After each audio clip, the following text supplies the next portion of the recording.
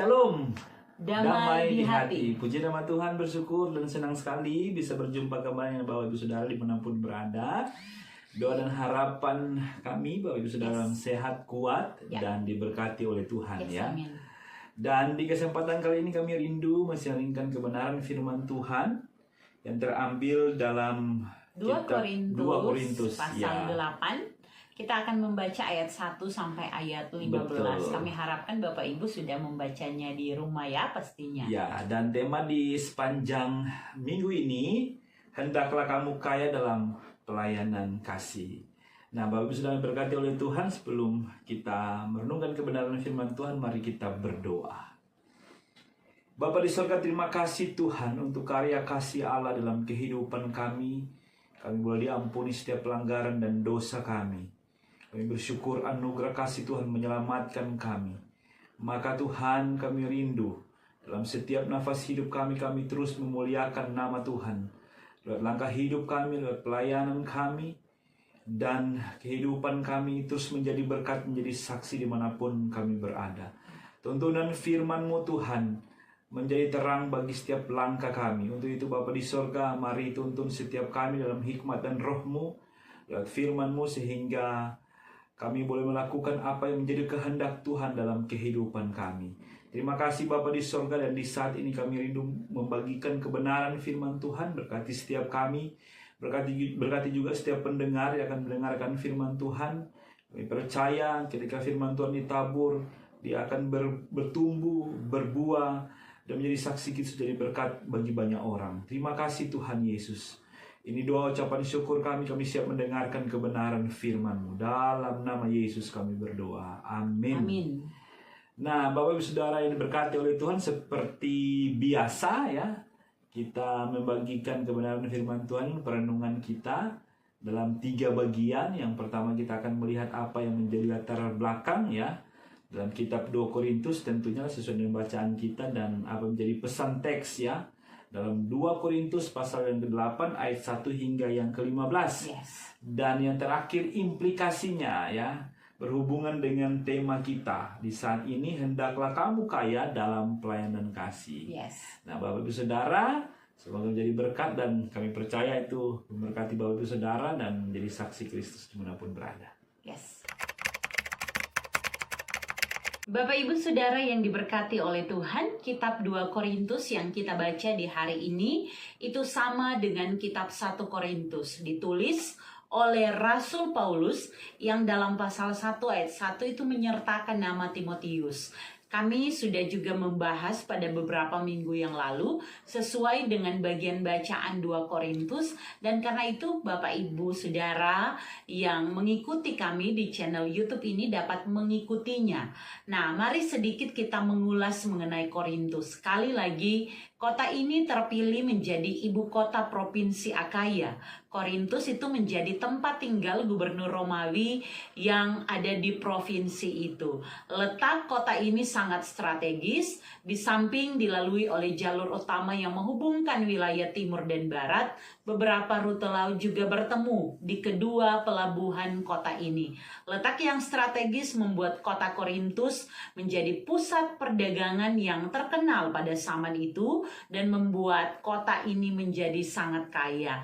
Nah, Korintus dikunjungi oleh wisatawan yang bersiara ke kuil dewa Afrodit atau Aphrodite, yaitu dewi cinta, kecantikan, kesuburan, dan pelayaran. Sehingga penduduk Korintus ini sangat terbuka pada dunia luar dan membuat kehidupan mereka itu sangat bebas. Sampai-sampai ada ahli sejarah yang menyebut bahwa orang-orang di Korintus adalah orang-orang yang bejat atau amoral. Namun Korintus juga merupakan tempat yang strategis untuk pekabaran Injil, sehingga Paulus merintis jemaat yang ada di sana. Kitab 2 Korintus yang kita baca ini dituliskan kepada anggota gereja yang ada di Korintus, sementara Paulus waktu itu ada di Makedonia selama perjalanan misionaris yang ketiganya. Nah, Bapak Ibu Saudara, ia menyampaikan pujian kepada jemaat di Korintus karena telah menaati pesan yang disampaikannya pada surat yang pertama.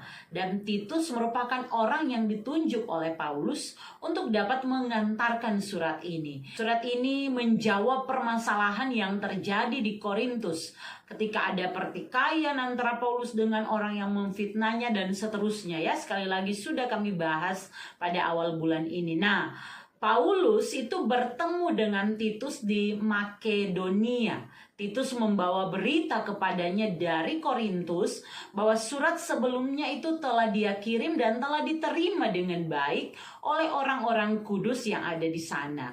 Gereja Korintus itu sedang mengalami kemajuan, tetapi Paulus juga mendengar mengenai guru-guru palsu di sana yang sedang merusak ajaran-ajaran murni tentang siapa Kristus yang menyelamatkan itu. Sehingga Paulus menulis surat dan Titus itu diutus untuk dapat kembali dan mengantarkan surat bagi jemaat di Korintus. Dalam surat ini, Rasul Paulus lebih banyak mengungkapkan perasaan, keinginan, dan harapannya dibanding dengan surat-surat yang lainnya. Nah, surat 2 Korintus ini dimaksudkan sebagai pendahuluan bagi rencana kunjungan Rasul Paulus yang ketiga ke kota Korintus. Dan sementara itu mewujudkan ide bagaimana membantu orang-orang percaya di Yerusalem yang sedang menghadapi kesusahan. Jadi saat itu ada wabah kelaparan yang dihadapi oleh orang-orang kudus atau jemaat Tuhan yang ada di Yerusalem, dan itu terjadi dalam rentang waktu yang cukup lama. Maka khusus pada pasal 8 ini Paulus menggerakkan kembali jemaat di Korintus untuk dapat tetap melanjutkan terlibat dalam pengumpulan uang atau bantuan bagi jemaat yang ada di Yerusalem. Bapak Ibu Saudara yang dikasihi dan diberkati oleh Tuhan, saat membaca kitab 2 Korintus 8 ayat 1 sampai 15 yang ada di bawah tema hendaklah kamu kaya dalam pelayanan kasih, dilihat dari judul perikop oleh Lembaga Alkitab Indonesia, Pelayanan Kasih. Ini kemudian mengantar kami untuk membagi pembacaan di hari ini pada beberapa pokok pikiran. Yang pertama ayat 1 sampai ayat yang kelima, jemaat di Makedonia. Kemudian yang kedua ayat 6 sampai 8 dan 10 sampai 12 itu bicara tentang jemaat di Korintus. Ayat 9 yang ketiga itu bicara tentang kasih karunia Tuhan Yesus. Dan yang terakhir ayat 13 sampai 15 bicara mengenai keseimbangan hidup orang percaya. Mari siapkan Alkitab, membacanya, dan kemudian kita mulai untuk dapat belajar bersama berdasarkan pokok pikiran yang telah kami sampaikan. Dimulai dari yang pertama, ayat 1 sampai yang kelima tentang jemaat di Makedonia. Nah, Bapak Ibu terkasih pun teman-teman yang kami kasihi dalam Tuhan Yesus Kristus, mari melihat bahwa dalam konteks ini Paulus menulis surat kepada jemaat di Korintus, namun yang dibahas adalah jemaat di Makedonia, jemaat di mana Paulus berada saat dia menulis surat kepada jemaat di Korintus, sebagaimana yang sudah kami jelaskan pada latar belakang. Mari kita temukan baik-baik apa yang dibahas pada pokok pikiran pertama ini. Pertama, tentang kasih karunia yang dianugerahkan kepada jemaat di Makedonia. Kita boleh baca ya pada ayat yang pertama, saudara-saudara, kami hendak memberitahukan kepada kamu tentang kasih karunia yang dianugerahkan kepada jemaat-jemaat di Makedonia. Kita lihat dulu bahwa 2 Korintus 8 bahkan sampai 2 Korintus 9 ini membentuk suatu kesatuan tulisan yang berhubungan dengan keberadaan gereja Korintus sebagai gereja non-Yahudi yang membantu orang-orang miskin di gereja Yerusalem, yaitu gereja dengan latar belakang Yahudi. Dalam 2 Korintus 8 ini Rasul Paulus kemudian mengangkat gereja di Makedonia itu sebagai gereja percontohan bagi jemaat di Korintus. Nah, Paulus dia bicara tentang kasih karunia. kasih karunia yang dianugerahkan kepada jemaat di Makedonia. Melihat konsep ini, kasih karunia bicara tentang Allah di dalam Yesus Kristus. Maka hal ini benar-benar dimaksudkan bagaimana Paulus mengajarkan jemaat bahwa kasih karunia itu dari Allah dan ditujukan kepada siapa yang dikenannya. Kali ini perkenanan Allah itu ditujukan bagi jemaat-jemaat di Makedonia. Nah, jemaat di Makedonia itu menunjuk kepada 3 jemaat, Filipi, Tesalonika, dan Berea. 3 jemaat ini dapat kita lihat dan baca ya di Kisah Para Rasul. Lanjut, kata kasih karunia atau karis dalam bahasa aslinya itu digunakan lebih dari 10 kali dalam bagian dari pasal 8 maupun pasal 9 ini. Hal ini digunakan dalam beberapa arti, yaitu kasih Allah dalam Kristus yang tidak berdasarkan kelayakan atau kinerja siapapun juga. Berarti juga kemurahan atau hak istimewa. Dan kasih karunia di sini itu lebih menunjuk pada kasih Allah di dalam Yesus Kristus yang tidak berdasarkan kelayakan dari jemaat di Makedonia, kinerja mereka, namun sekali lagi karena kasih Allah semata-mata. Kasih Allah inilah yang mendorong jemaat untuk dapat memberi kemurahan hati dalam membantu, dan akhirnya mereka dapat dicontoh atau jadi percontohan oleh Paulus. Nah, hal kedua yang bisa kita pelajari, jemaat di Makedonia dalam keadaan yang sangat miskin dan menderita. Boleh kita baca sama-sama ya di ayat 2. Selagi dicobai dengan berat dalam pelbagai penderitaan, sukacita mereka meluap. Dan meskipun mereka sangat miskin, namun mereka kaya dalam kemurahan. Penjelasan ayat ini menjadi begitu kontras. Karena jemaat ini dikatakan sedang dalam pencobaan yang berat. Ada tekanan-tekanan dari luar yang dihadapi oleh jemaat Tuhan. Tekanan yang berdampak pada kehidupan ekonomi karena mereka sebenarnya ada di daerah yang makmur. Namun penderitaan, tekanan tersebut membuat mereka menjadi kemiskinan. Bahkan Paulus bilang sangat miskin. Namun kontrasnya, hebat ya jemaat ini, dalam keadaan sedemikian rupa itu mereka justru memiliki kemauan yang kuat, semangat yang kuat, dan itu digerakkan karena kasih karunia Allah. Mereka mau menunjukkan dan menyatakan kemurahan hati itu kepada jemaat di Yerusalem yang sedang menanti bantuan. Mereka atau jemaat di Makedonia ini memiliki sukacita melimpah sekalipun dalam kemiskinan, tetapi mereka mampu untuk berbagi. Hal ketiga, Paulus menyaksikan di ayat 3 dan ayat 5 bahwa kemurahan hati jemaat di Makedonia itu nyata dengan memberi lebih banyak dari apa yang mereka mampu. Keempat, dicatat juga bahwa jemaat-jemaat di Makedonia ini meminta dan mendesak. Bukan asal bersuara atau cuma kasih ide, kemudian tidak backing apa-apa. Tetapi mereka justru mendesak supaya terlibat. Mendesak agar supaya beroleh kasih karunia dalam membantu orang-orang kudus, yaitu jemaat di Yerusalem. Kelima, fakta terakhir tentang jemaat-jemaat di Makedonia menurut Paulus, kita bisa baca juga ada di ayat 5b. Mereka memberikan diri mereka pertama-tama kepada Allah, kemudian oleh karena kehendak Allah juga kepada kami. Respon yang benar.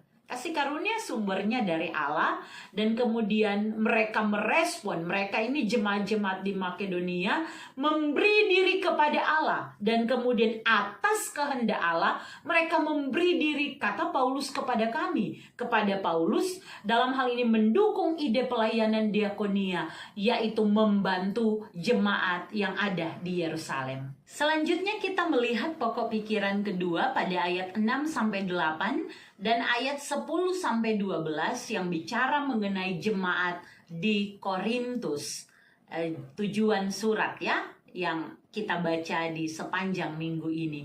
Fakta dan pesan yang ditemukan di jemaat Makedonia itu kemudian dijadikan contoh bagi jemaat di Korintus sebagaimana tujuan surat. Mari kita lihat bahwa Paulus itu mengutus Titus untuk kembali membawa surat ini dan menyelesaikan pelayanan kasih yang sedang dikerjakan tersebut. Paulus memberi pujian kepada jemaat. Ada di ayat 7 dapat kita baca. Maka sekarang sama seperti kamu kaya dalam segala sesuatu, dalam iman, dalam perkataan, dalam pengetahuan, dalam kesungguhan untuk membantu, dan dalam kasihmu terhadap kami. Paulus tulis begini, demikianlah juga hendaknya kamu kaya dalam pelayanan kasih ini. Ini digaris bawahi, diangkat menjadi tema mingguan ini ya. Nah, Bapak Ibu Saudara yang diberkati Tuhan, Paulus katakan, ini bukan perintah loh. Mesti backing nih, apalagi panggilan jangan mau kalah. Mesti baku tunjung boleh, mau baku bantu.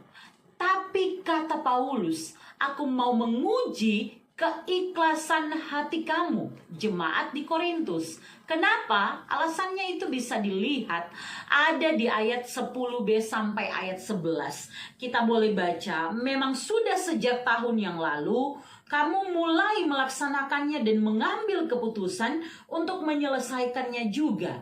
Jadi pekerjaan ini sudah dilaksanakan 1 tahun oleh jemaat di Korintus. Bahkan mereka mengambil keputusan. Artinya so berkomitmen untuk menyelesaikannya. Melakukan pelayanan ini sampai selesai. Sehingga komitmen itu diteruskan di ayat 11. Kata Paulus, maka sekarang selesaikan jugalah pelaksanaannya itu. Hendaklah pelaksanaannya sepadan dengan kerelaanmu dan lakukanlah itu dengan apa yang ada padamu. Nah, Bapak Ibu Saudara, Paulus mengajarkan lihat bagaimana jemaat-jemaat di Makedonia sekarang kalian bisa lanjutkan apa yang sudah kalian buat nih jemaat di Korintus.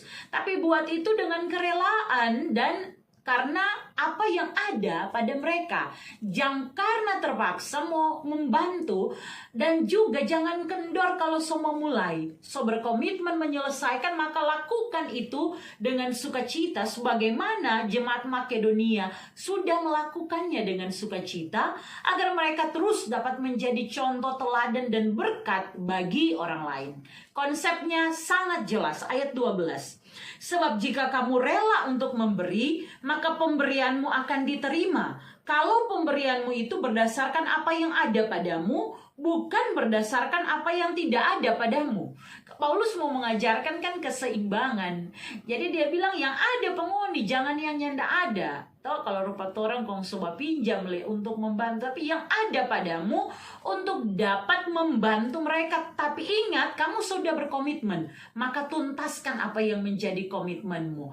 Karena Korintus mulai duluan, Makedonia itu lihat dari Korintus, dorang iko, backing. Sekarang Paulus kasih balik.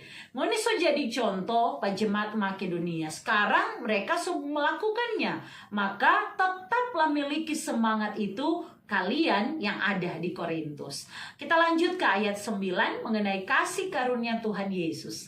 Nah, Bapak Ibu Saudara yang diberkati oleh Tuhan, bagi Paulus sendiri memang jemaat Korintus terlebih itu harus pertama-tama mengerahkan hati mereka kepada kasih Tuhan. Mari kita baca bersama ayat 9 ya. Bapak Ibu dari rumah dan teman-teman semua boleh baca dari rumah, saya baca dari tempat ini. Karena kamu telah mengenal kasih karunia Tuhan kita Yesus Kristus, bahwa Ia yang oleh karena kamu menjadi miskin sekalipun Ia kaya, supaya kamu menjadi kaya oleh karena kemiskinannya. Tuhan Yesus rela memberikan anugerah keselamatan itu melalui kesediaannya mengalami kemiskinan dalam penderitaan, bahkan sampai mati ya, sampai masuk ke dunia orang mati. Kasih besar dari Dia yang ada di sorga, di tempat yang maha tinggi, datang menjadi menjadi seorang bayi dalam rupa seorang yang miskin, tidak punya apa-apa, dalam kesederhanaan dilahirkan, kemudian mengalami penderitaan. Ini menunjukkan bahwa dia mau merendahkan diri, dan itu untuk keselamatan manusia. Paulus mau kasih tahu jemaat bahwa tidak sebanding apa yang dapat kita beri dengan apa yang telah kita terima dari Allah. Namun apa yang bisa, apalagi berkomitmen, yang terbaik ya harus diupayakan dan diselesaikan sebagaimana selama setahun mereka tunjukkan dengan sangat baik. Terakhir, kita melihat ayat 13-15 mengenai keseimbangan hidup orang percaya. Penjelasan dari Paulus ada di ayat-ayat terakhir. Sebab kamu dibebani bukanlah supaya orang-orang lain mendapat keringanan, tetapi supaya ada keseimbangan.